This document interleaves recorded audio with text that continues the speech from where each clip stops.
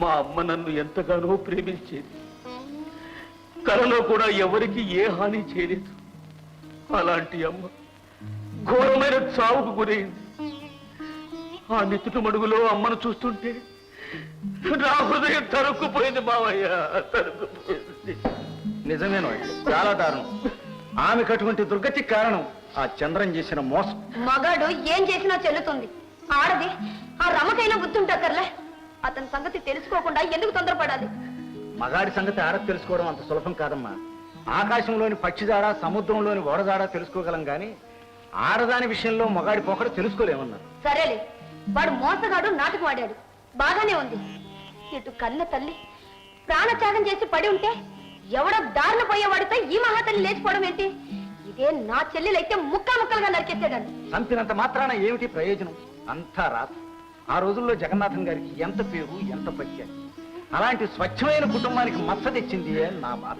మావయ్య, దాని పేరు నా దగ్గర ఎత్తకండి. దానికి నాకు ఉన్న అన్నా చెల్లి సంబంధం ఎప్పుడో తెగిపోయింది. అది మళ్ళీ నా కళ్ళ ముందు కనిపిస్తే ప్రాణం తీస్తాం. అట్లోనే వస్తున్నారు నూతన వధువరులు.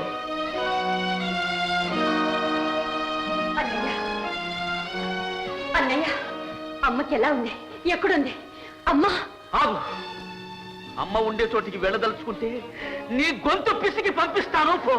అన్నయ్య, అన్నయ్య, నీలాంటి పాపిష్టి దాని చేత అన్నయ్యని పిలిపించుకునే బదులు చావడం మంచిది. అన్నయ్య, ఎందుకన్నయ్య ఇలా మాట్లాడుతున్నావు? అమ్మ ఎలా ఉందో, ఎక్కడుందో చెప్పు, చెప్పు అన్నయ్య. ఇంకెక్కడుందమ్మా మీ అమ్మ? నువ్వు చేసిన పని చూడలేక ఆత్మహత్య చేసుకుందా మహాతల్లి.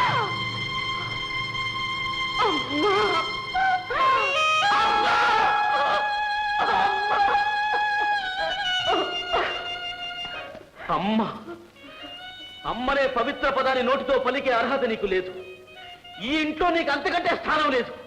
వెళ్ళిపో, వెళ్ళిపో. అన్నయ్య, ఏమిటన్నయ్య, నువ్వే ఇంత కఠినంగా ప్రవర్తిస్తే నాకు ఇంకెవరున్నారన్నయ్యా?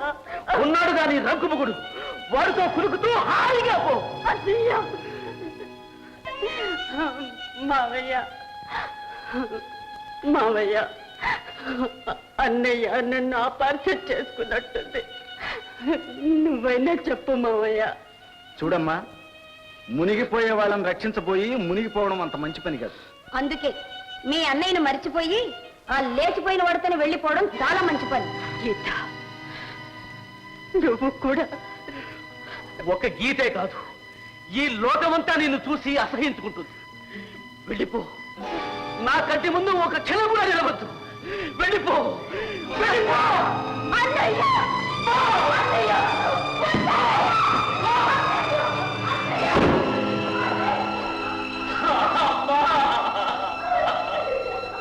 జాజి పక్క మీద సంకురాత్రి,